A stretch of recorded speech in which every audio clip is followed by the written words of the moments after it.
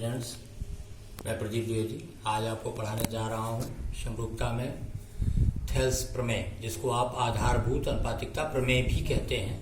Hindi medium के छात्र मुख्य तौर पर मेरी बातों पर ध्यान देंगे, क्योंकि लिखने में कई जगह पर मैंने लिखा हुआ है अंग्रेजी में, लेकिन आप उसे समझने का प्रयास करेंगे। ध्यान दें, थेल्स प्रमेय कहती क्या है। सबसे पहला उद्देश्य आप पढ़ेंगे, इसका उद्देश्य आपकी पुस्तक में है, मैंने यहाँ लिखा नहीं है। ये प्रमेय ये कहती है कि यदि किसी त्रिभुज की एक भुजा के समांतर एक रेखा खींची जाए तो रेखा द्वारा त्रिभुज के प्राप्त भुजाओं के खंड आपस में अनुपातिक होते हैं। कहने का आशय, यदि DE को BC के समांतर रखा गया है तो AD/BD = AE/CE, यही हमारा सिद्ध करने का उद्देश्य है। अब आते हैं सिस्टम पर। सबसे पहले, जैसा कि आप 9th में लिखते थे, दिया है। दिया में आप लिखेंगे एक त्रिभुज ABC है जिसमें DE समांतर BC एक रेखाखंड है जो AB को D पर और AC को E पर प्रतिच्छेद करता है।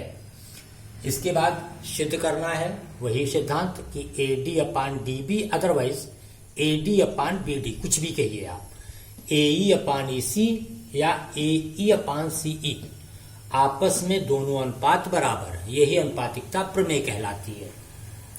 अब आ जाते हैं रचना पर। रचना में किया क्या है कि D और E से क्रमशः DP लंब AC डाला गया है और EQ लंब AB डाला गया। दोनों तरफ से लंब डाले गए हैं।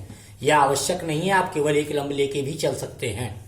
और इधर से आपने BE और CD को आपस में मिला दिया है। अब उपपत्ति पर आते हैं। उपपत्ति में ध्यान क्या देना है कि किसी त्रिभुज का क्षेत्रफल आधार और ऊंचाई के गुणनफल का आधा होता है। वही वाला हमारा आधारभूत फार्मूला यूज किया जा रहा है। अब according to basic formula in triangle ADE and CDE, कहने का से ADE और इधर से CDE को आप ले रहे हैं। अब यदि हम देखें तो ADE में आधार यदि AE है तो ऊंचाई DP होगी। इसी तरह से आधार CE है तो ऊंचाई DP होगी, क्योंकि ये अधिक कोणीय है और ये न्यून कोणीय है, इसलिए एक में लंब अंदर होगा जबकि दूसरे का लंब अंदर नहीं जाएगा। ये थोड़ा सा ध्यान देने की बात है। और क्षेत्रफल पर आते हैं। यदि हम दोनों त्रिभुजों के क्षेत्रफल लें ADE CDE के, तो ध्यान दें ADE का क्षेत्रफल क्या होगा, आधार 1/2, आधार का मान हो गया AE और ऊंचाई क्या है DP। इसी प्रकार CDE में आधार CE और ऊंचाई DP। अतः हम कह सकते हैं कि एरिया ADE/CDE बराबर 1/2 AE × DP, आधार गुणे ऊंचाई। इसी तरह से 1/2 CE × DP, आधार गुणे ऊंचाई। यदि आप कैंसिल करें तो 1/2 DP कट गया, बचा AE/CE। कहने का आशय, इन दोनों त्रिभुजों का जब आपने क्षेत्रफल लिया तो खंडों के अनुपात में चला गया। इसी तरह यदि हम इधर से लेना शुरू करें तो एरिया ADE और BDE, अब इन दोनों को मैं देख रहा हूं, ADE/BD बराबर क्या आएगा, AD/BD आ जाएगा। जैसा पहला आया है उसी तरह AD/BD आ गया। अब हम आते हैं कक्षा 9 की प्रमेय पर। 9 की प्रमेय क्षेत्रफल प्रमेय क्या कहती है त्रिभुजों की, कि एक ही आधार और समांतर रेखाओं के बीच त्रिभुजों के क्षेत्रफल बराबर होते हैं।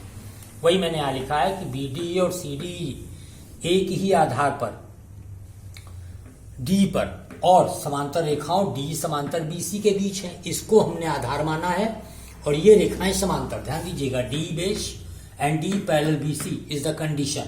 Therefore area BDE = CDE। इस प्रकार हम कह सकते हैं BDE का क्षेत्रफल CDE के क्षेत्रफल के बराबर है, जो कि मैंने यहाँ लिखा है कि दोनों त्रिभुज एक ही आधार और समांतर रेखाओं के बीच हैं। अतः BDE का क्षेत्रफल बराबर CDE का क्षेत्रफल। यदि हम तीनों कंडीशंस को मिक्स कर दें तो देखिए क्या मिलता है, ADE बराबर है CDE BD, यहाँ बराबर आप करके ला रहे हैं।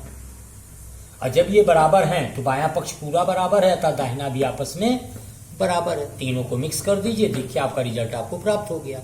ये थेल्स प्रमेय या आधारभूत अनुपातिकता प्रमेय कहलाती है। अब इसके बाद अगली प्रमेय और अगला लेक्चर अगले दिन होगा।